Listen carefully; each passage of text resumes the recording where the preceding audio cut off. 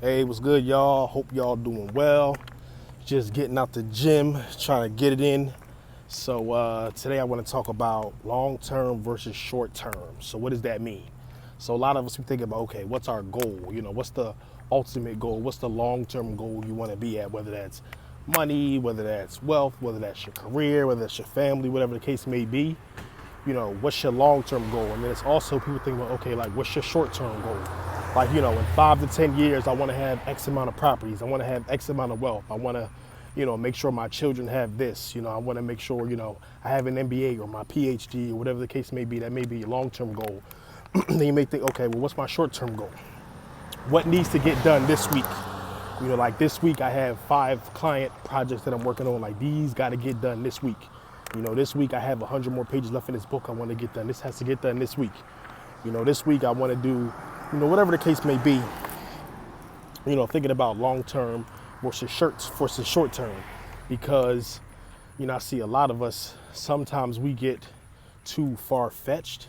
When it comes to the long term, we may think, well, I want to be a millionaire. You're like, okay, well, you want to be a millionaire, what does it actually take for you to be a millionaire? What does that actually mean? Hold on, I'm across the street. Like to be a millionaire, like, okay, you know what I mean? Like, what's your plan to become a millionaire?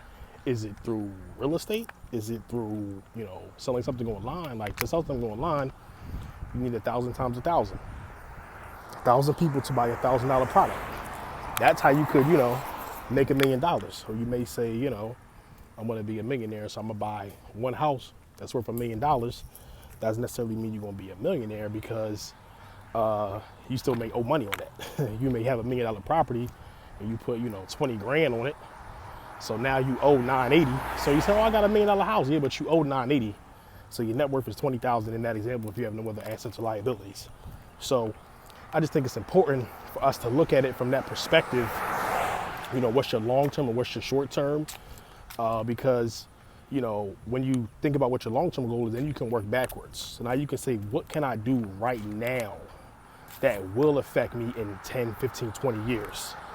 Because no matter what situation you're in, good or bad, it's a result of something that happened in the past. So currently you say, listen, I'm broke. I don't have the career I want. I don't have the job I want. I don't have the income I want. I don't have the assets I want. But what happened previously to put you in that state? And it probably isn't your fault.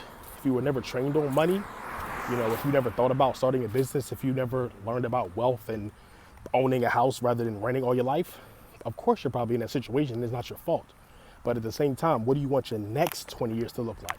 So now that you have the information, now that you have the knowledge, now that you know the beauty of the internet, now that we have Google, what are you doing about it right now to make sure in the future you're in a better place?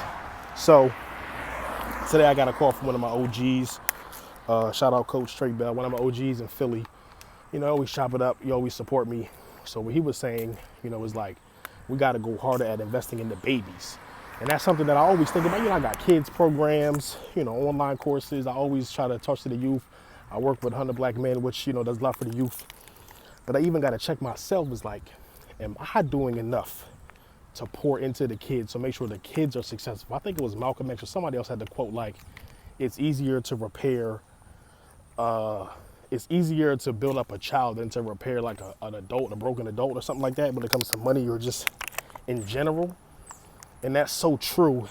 And I feel like even personally, I haven't been doing enough to really get my message and everything I want to do, whether it's financial literacy or entrepreneurship, to the children.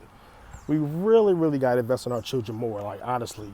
So I want to make it my initiative, and I challenge you to make it your initiative to really pour into the kids more. Yeah, I want to help adults. Yeah, I love getting clients that are adults. Yeah, I love getting clients that are millennials my age. Listen, absolutely, we got to pay bills. Business got to get revenue. But at the same time, I really want to tap into the kids. So if you got any type of program, you got a nonprofit, feel free to email me, customer service at McCraryFinancialSolutions.com, customer service at McCraryFinancialSolutions.com, or you can call the business line 844-562-2346. That's 844-562-2346. And let's, develop a plan. Like I said, if you got a nonprofit, you got any type of organization or any type of, list or access to the kids, We need to be training them on financial literacy, business, entrepreneurship, technology. Listen, this is 2019. This damn 2020. To me, it's 2020. My mind's in 2025, 2030.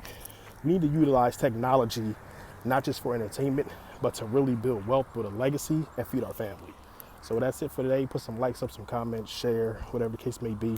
Let me know how you liked it. Y'all have a great day.